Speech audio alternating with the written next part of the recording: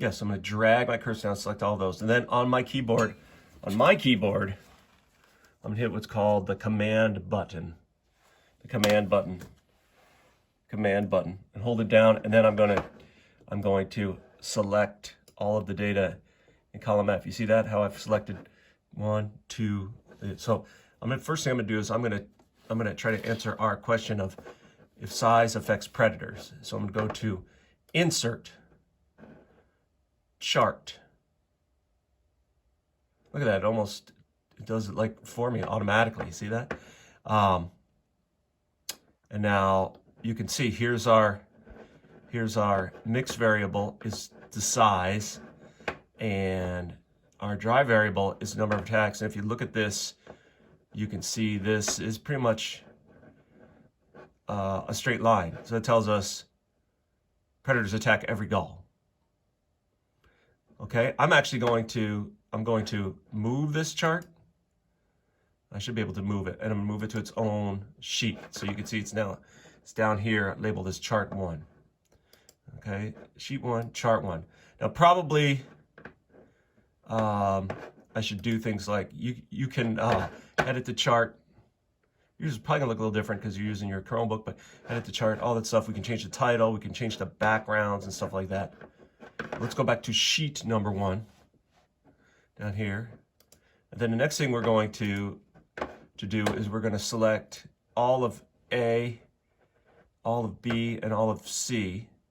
And we're going to do the same thing. Insert chart. These are the wasp attacks. Now look at that. That's the wasp. Wasp attack small galls. Look at that. There are barely any wasp attacks in the bigger galls. Again, I'm going to move this chart to its own sheet. So now I have 2 different charts. Let's see. Go back to sheet number 1. We're going to do select size, and now we're going to see how the beetles. So I'm going to do command, and then select the beetles. Insert chart. And look at that. The beetles select a different size than the flies. I'm going to move that to its own sheet. And then finally, I'm going to go back to sheet 1, and we'll look at the birds. Okay, so I'm going to select all of column A, select command, select all of column E, and then insert chart. Look at that, the birds go after large ones. I'm going to move it to its own sheet. All right, so now I've got like 4 graphs: birds, beetles, wasps, and then total. And so if you look at this graph, the total one says predators attack every size gall. But if you break it down, you see that wasps prefer to attack small ones. Beetles prefer to attack medium size. And the birds prefer to attack large ones, which kind of makes sense, okay, if we think about it. All right? If you're a wasp, you don't want your baby to be eaten, so you want to avoid putting them places where they get eaten.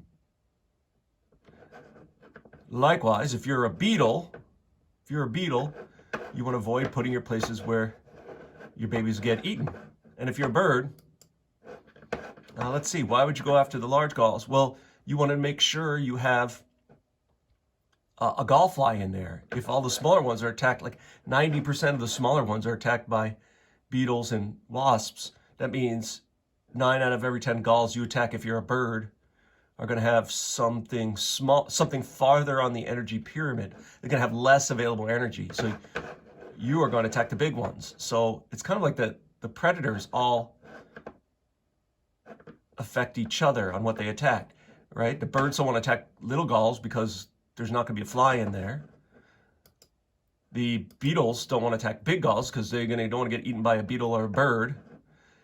And the beetles don't attack big galls because they don't want to get eaten by a bird, but they also don't attack the smallest galls because they want to fly.